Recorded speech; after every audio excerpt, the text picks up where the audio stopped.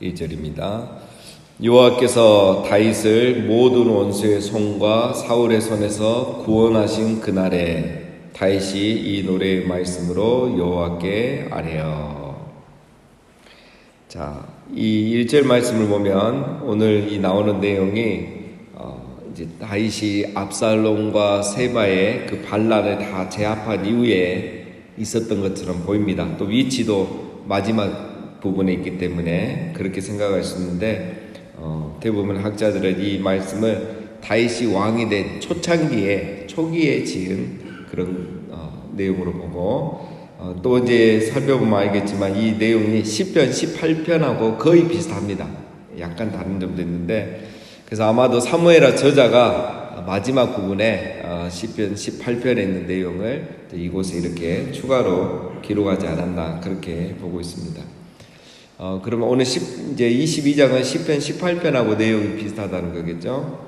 자, 그러면 다윗이 지은 시편이 많이 있는데 왜 많은 시편 중에 오늘 이 18편을 인용을 했을까 했을 때 이 18편이 다윗의 생애를 가장 잘 표현해주는 그런 말씀이기 때문에 18편을 선별해서 이렇게 기록에 남긴 것으로 추정을 합니다.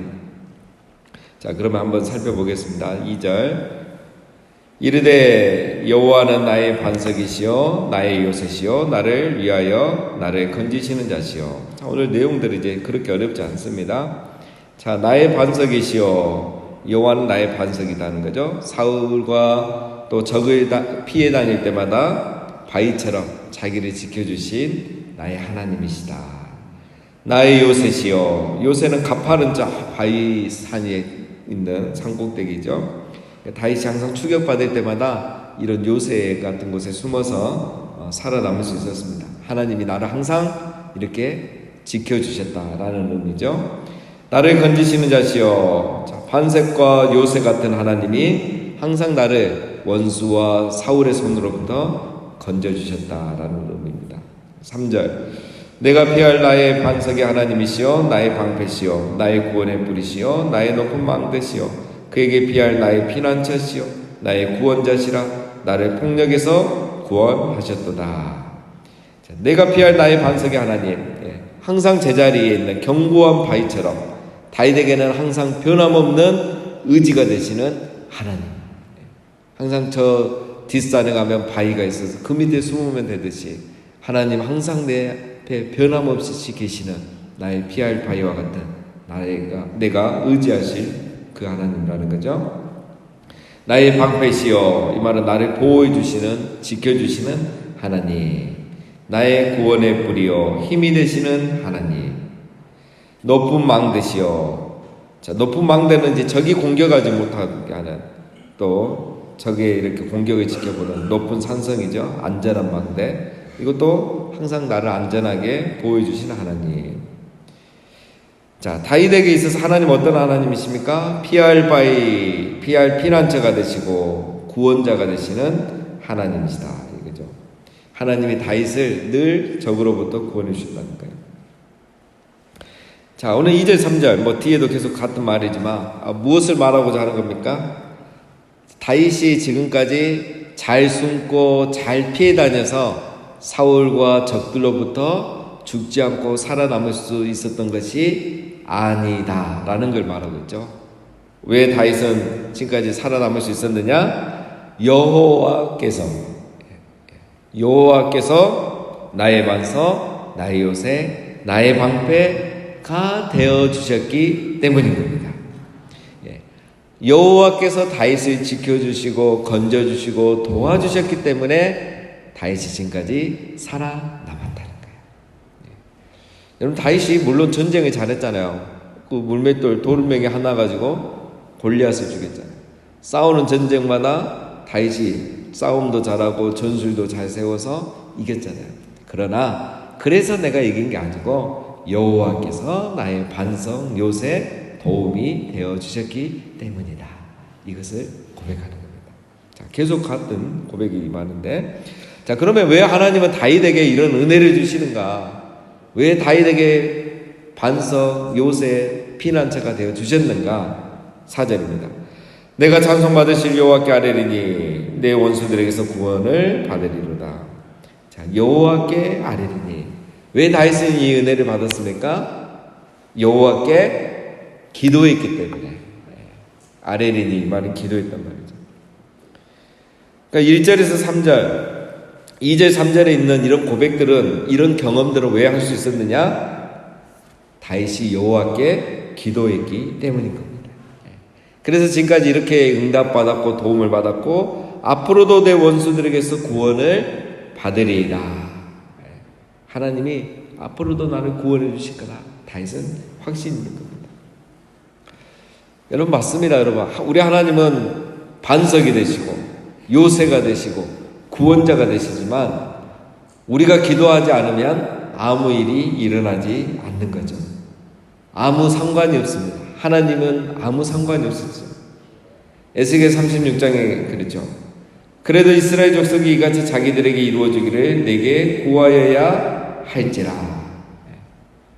하나님은 70년 뒤에 이스라엘 백성을 바벨론에서 예루살렘으로 돌아오게 할 계획을 가지고 계셔요. 그래서 이미 그걸 예레미야와 에스겔을 통해서 말씀을 하셨어요. 그러나 이스라엘 족속이 이같이 자기들에게 이루어지기를 내게 구하여야 할지라. 기도해야 하나님이 들어주신다는 거죠. 왜 우리가 하나님께 기도를 해야 하나님 들어주실까? 그냥 하시면 되는데 이유는 한 가지죠. 다윗이 기도하지 않은데 무조건 백전백승이고 살아남는다? 그러면 어떻게 되겠습니까? 자기가 잘해서 되는 줄 아는 거예요. 왜 우리가 기도해야 되는가? 왜 기도해야 하나님이 응답하시는가? 도와주시는가? 그래야 우리가 사는 길이에요. 그냥 살려주면 우리가 교만해지고 내가 잘난 줄 알고 내가 잘한 줄 알아요. 그러나 기도하는 자는 이미 겸손해진 거죠. 그리고 하나님이 도우실 걸 구하고 기다리다 하나님 은혜를 입으니까 내가 한 것이 아니라 하나님이 하신 것을 알게 되는 거죠. 그래서 기도하기 전에도 겸손하고 기도한 후에도 겸손하고 오늘 다윗처럼 이런 찬양과 감사가 나오는 거예요. 그래서 기도하지 않으면 하나님은 나와 아무 상관이 없어지고 오히려 기도하지 않는데 잘 돼간다? 이것이 더 위험한 거죠. 자, 5절 사망의 물결이 나를 애우고 불의의 창수가 나를 두렵게 하였으며 수월의 줄이 나를 두르고 사망의 올무가 내게 이르렀도다. 사망의 물결, 불의의 창수 다 사울의 그 핍박 또 많은 전쟁 속에서 당한 위협을 말하겠죠. 그리고 이걸 이제 또 사냥에 비유합니다. 수월의 줄, 이것은 사망의 줄, 그죠? 죽을 위기가 많았다는 거죠. 사망의 올무, 사울의 계략 이런 걸 이렇게 비유로 말합니다. 자, 이럴 때 다윗은 이런 환난에 당할 때 어떻게 했습니까? 또 나옵니다. 7절에 내가 환난 중에서 여호와께 아뢰며 나의 하나님께 아뢰었더니 그가 그의 성전에서 내 소리를 들으시며 나의 부르짖음이 그에게 들렸도다. 여호와께 아뢰며 나의 하나님께 아뢰었더니, 자, 이 아뢰다가 그냥 기도했다 이런 표현이 아니고 오늘을 보면 부르짖었다 이렇게 되어 있습니다. 부르짖었다. 즉 간절히 기도했다는 거예요. 그래서 여러분 우리가 간절히 기도해야 됩니다. 간절히. 그래서 침묵 기도가 필요할 때가 있고 간절히 기도할 때가 있습니다. 자, 그렇게 부르짖어 기도했더니 어떻게 됩니까? 하나님께서 그의 성전에서 내 소리를 들으셨고 그의 귀에 나의 부르짖음이 들렸도다. 똑같은 하나님이 왜 다윗에게는 반석이 되고 요새가 되셨습니까? 다윗이 환난 중에 부르짖어 기도했기 때문인 겁니다. 우리가 환난 당할 때 해야 될 일은 부르짖어 기도하는 거죠.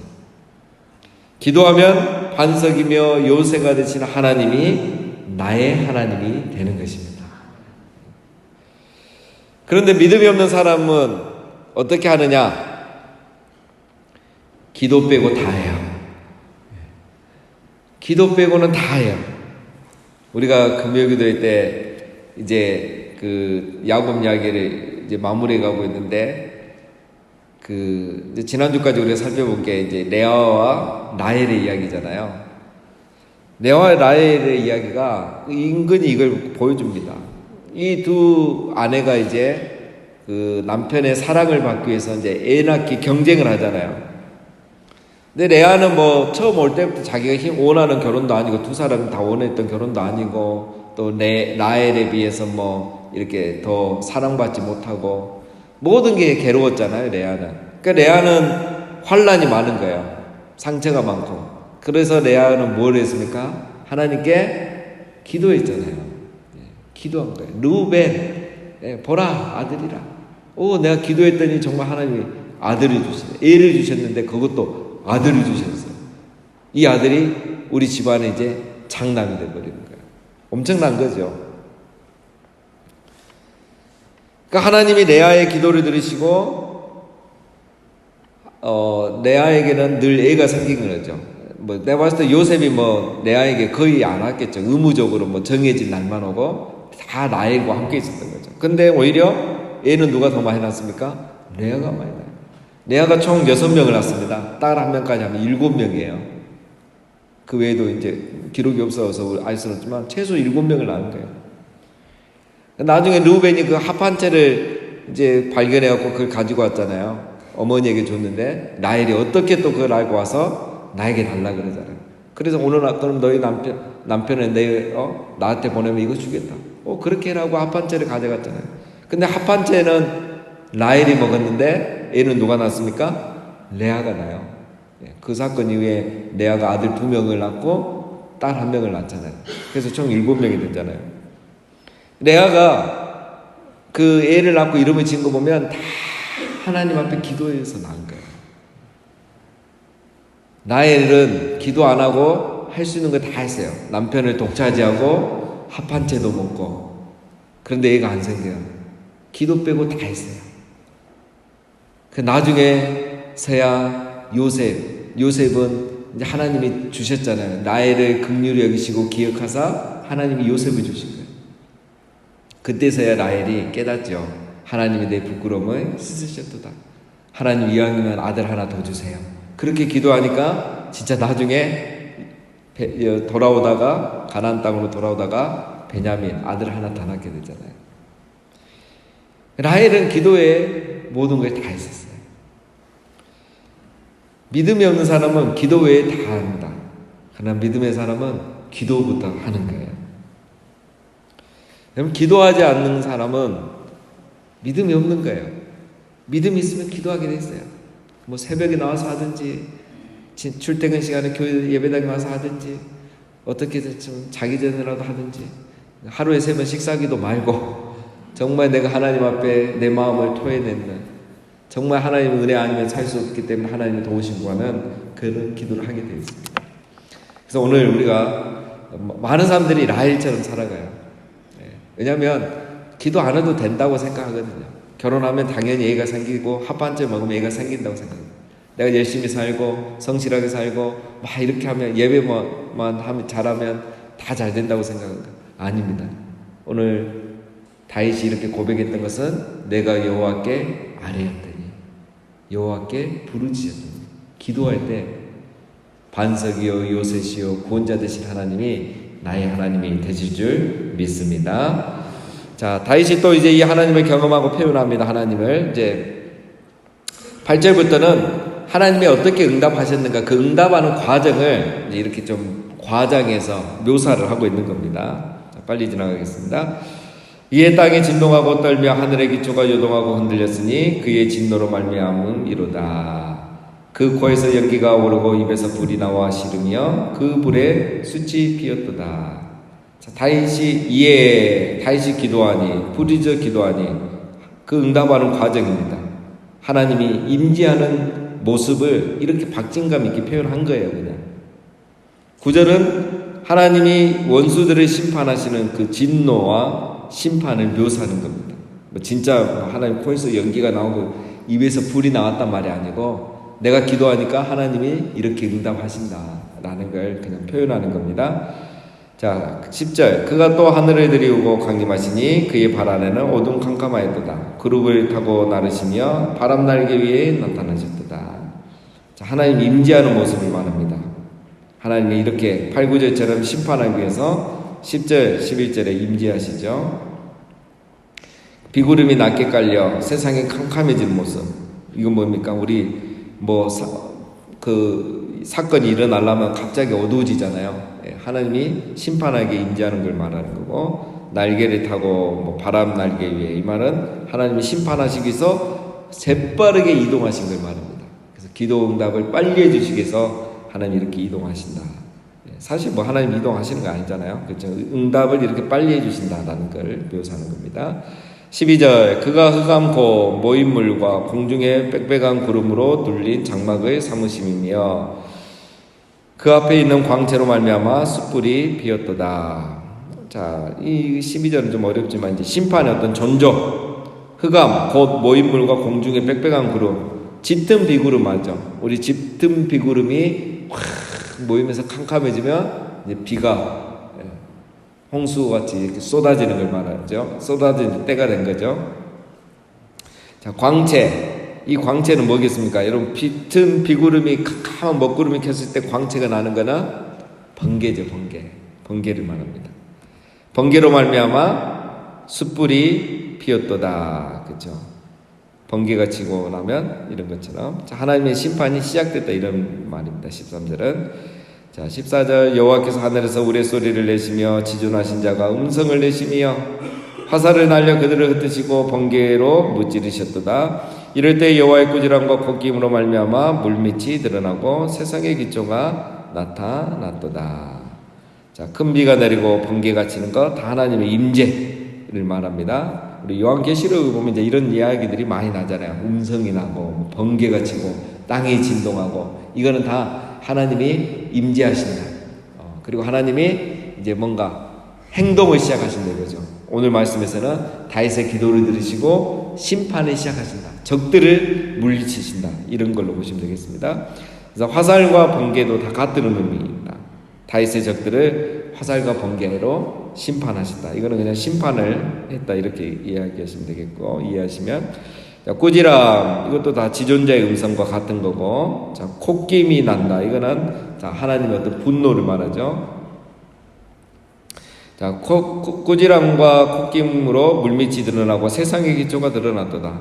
자, 하나님이 분노하고 심판하자 뭡니까? 창수와 같은 대적들에게서 하나님이 다윗을 구원하셨다. 그런 뜻으로 다 보면 되겠습니다. 자, 5절에 보면 이제 비슷한 게 나오죠. 사망의 물결, 불의의 창수. 자, 다 같은 의미로 보면 되겠습니다. 자, 크게 오늘 말씀 이제 어려운 거 없죠? 다 어떤 하나님의 응답, 기도 응답에 대한 어떤 묘사를 이렇게 한 겁니다. 자, 평소에 이제 시를 좋아하시는 분들은 더 공감이 잘 될 거고, 이해도 잘 되실 거고. 자, 우리 오늘 다윗의 기도를 통해서 알 수 있는 것은 뭡니까? 우리가 하나님은 우리가 신뢰할 수 있는 분이다라는 거죠. 우리가 신뢰할 수 있는 것은 우리 하나님은 우리의 구원이 되시기 때문에, 즉 반석이요 요새시요 피할 바위가 되시기 때문에 그분은 우리가 신뢰할 수 있는 분이다. 그리고 그 하나님은 우리의 기도를 들으시는 분입니다. 다윗이 사울에게 쫓길 때마다 하나님께 기도하였고, 그럴 때마다 하나님은 그의 기도를 들으시고 응답하시고 구원하여 주신 겁니다. 문제는 우리가 기도하는 것. 기도 빼고 다 하는 것이 아니라 다 하지 못하더라도 기도를 해야 한다는 것. 그래야 그 구원의 하나님이 나의 하나님이 된다는 것. 그리고 우리 하나님은 심판하시는 분이시죠. 결국은 우리의 대적들을 하나님이 진노하시고 다 심판하시는 분이십니다. 다윗의 기도를 들으신 하나님은 다윗의 기도를 다 심판하셨죠. 그래서 다윗이 피를 흘리지 아니하고도 왕이 되고 다 이길 수가 있었던 겁니다. 하나님은 지금도 우리의 원수들을 심판하십니다. 단 우리가 기도를 해야 되겠죠. 자, 오늘 하루 우리가 살아갈 때도 적을 보고 두려워하지 말고, 상황을 보고 낙심하지 말고, 하나님을 바라보고 기도함으로 오늘도 살아계신 하나님, 나의 반석이시요 요새시요 피할 바위가 되시는 그 하나님을 경험하시는 하루가 되시기를 주님의 이름으로 축원드립니다.